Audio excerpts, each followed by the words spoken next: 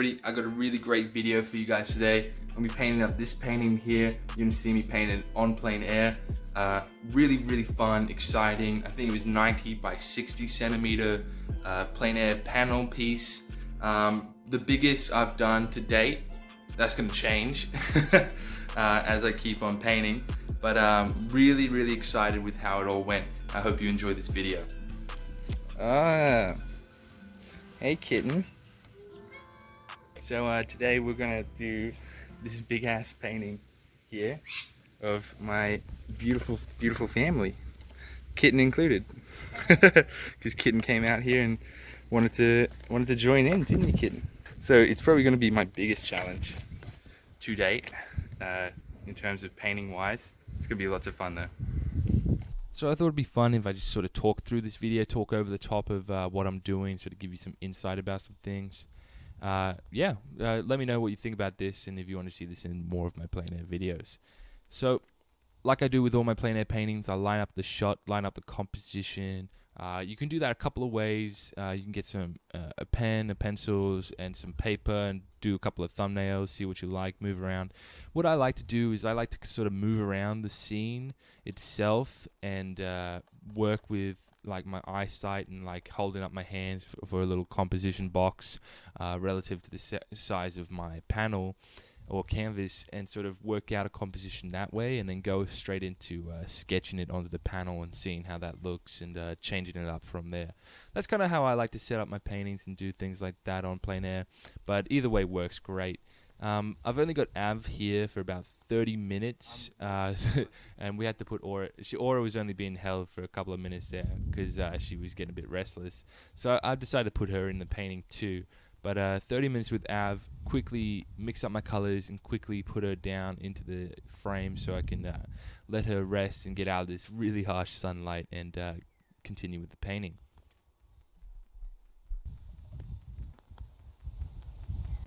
Alright, so that was that part.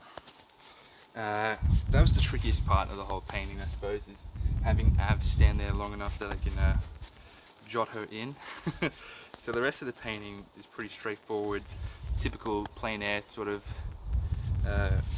maneuvering. The rest of the painting is just going to involve sort of filling in all around her and then kind of working from there, really. I'm super happy with the way she's looked. The way she's looking. The rest of the painting, like I said, just going to detail the surrounding area behind her. So thanks to my beautiful fiance for helping me out there with standing there for a little bit so I can put her into the scene. Same with little Aura. This is the first time actually painting her outside of the womb. I've painted Av while Aura's in the womb, so this is a nice sort of treat having her outside. Like you see there, I like to mix up my colors in different pools, sort of just general colors of what I see in the environment there. Doing this sort of really helps me map out the color range and values of the scene so that I'm not constantly thinking between painting and then mixing colors at the same time. I'd much rather have set general colors set up for the scene that I can mix between to get variations of those colors. That mixing is okay because I can sort of get those variations without too much effort. Getting those big pools of colors is what really helps me start painting and focus on the painting and the values and the compositional structure of the painting itself. Especially on plein air. I do this in the studio, like you probably would have seen, but especially on plein air, mixing up the colors is just critical and essential for getting this painting done in a timely, efficient manner, especially when we're working 90 by 60 centimeters. I don't know what that is by inches to all my American friends here on the channel. I'm sorry, you just look it up on Google, work that out, 90 by 60 centimeters. But especially working bigger compositions, bigger panels like this, mixing those colors up on the panel, on the palette first goes such a long way. You can see I'm sort of working through my darkest darks, and then, you know, I'm not really following too much of like a rule of thumb here that I usually follow. I'm kind of just really, I know that the sun is going down. If you can see on the bottom of my easel there, If you just watch that sort of line, the sun is setting. You can watch that line creep higher and higher. I'm really just trying to slam down as much as the painting, as much as the scene and the values as I possibly can. So that meant getting that sort of grass value down first and foremost, because it does take up a large portion of the painting. So getting that down first and foremost really goes a long way. Yeah, it's sort of just really sort of blocking in before this sunlight disappears on me. I guess that's the nature of plein air painting and what makes plein air painting so much fun.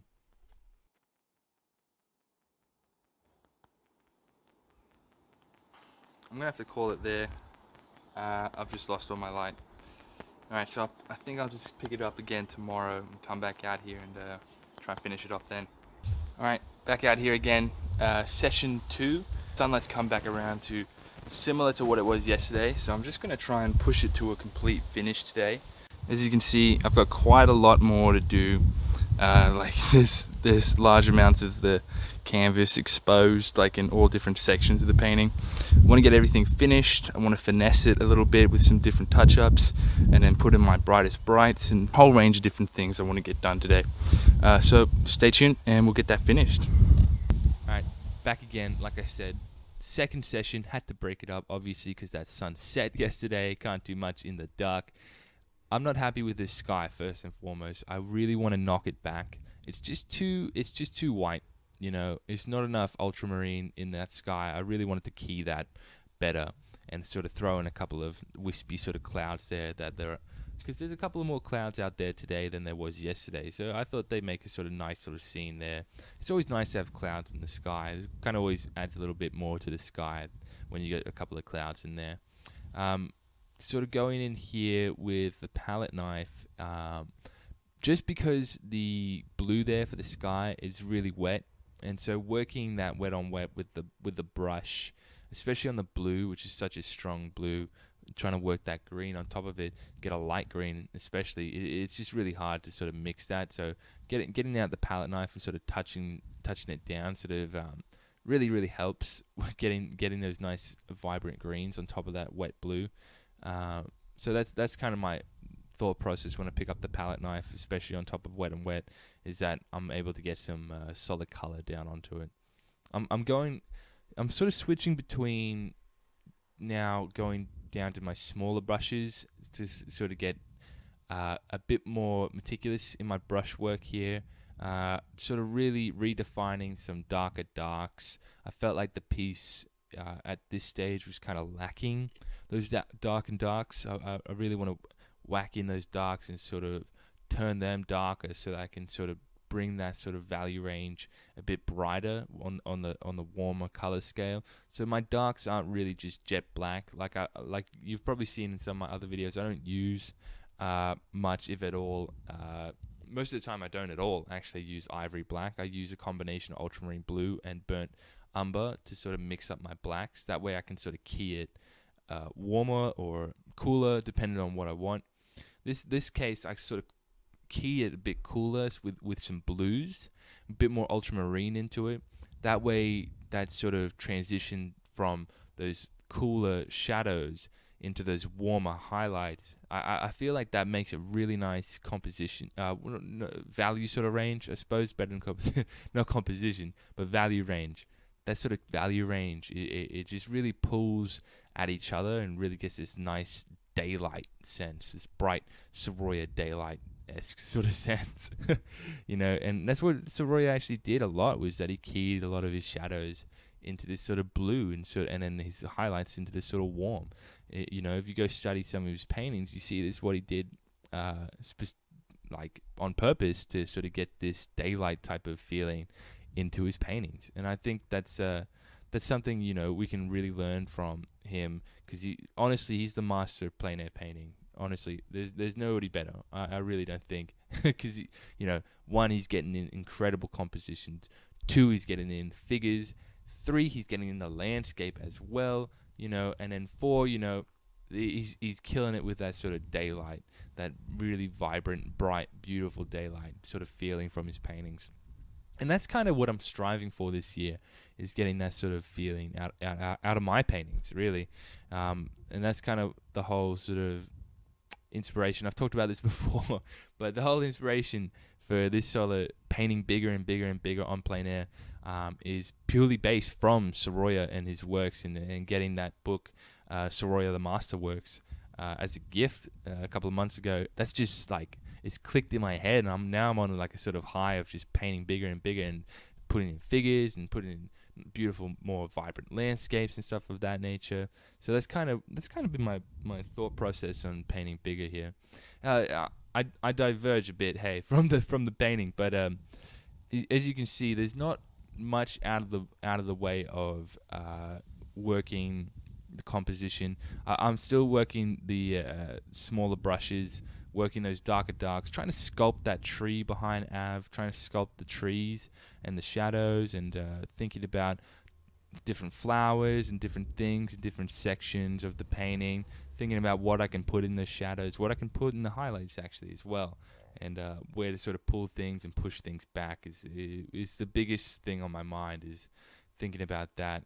Obviously I'd like Av to be the center of focus, but not heavily. As you can see, she's not the biggest thing in this composition. I kind of wanted it to just feel like the garden itself is the scene. Av is just a part of that scene, which sort of brings you into it, like she's looking at you as if we're, about to just have like a little garden party or something of that nature. That's kind of what I'm thinking. So I'm kind of really enjoying that sort of scene as is. You can see this tree here I'm working on the left-hand side. It was a little bit of a challenge. I was thinking back and forth between it, but eventually I got that sort of down pat.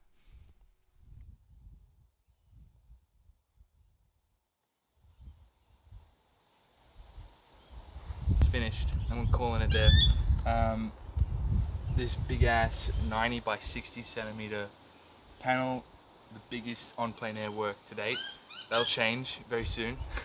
You can see I've lost the light. I'm trying to wait for it to come back so I can get some photos, but I'm happy with it as is, and I'm gonna call it there.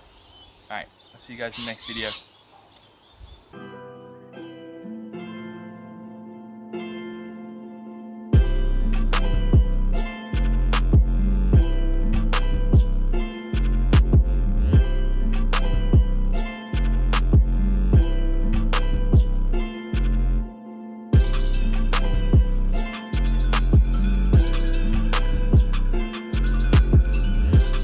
Thank you so much for watching. I really appreciate you taking the time to come and watch this video.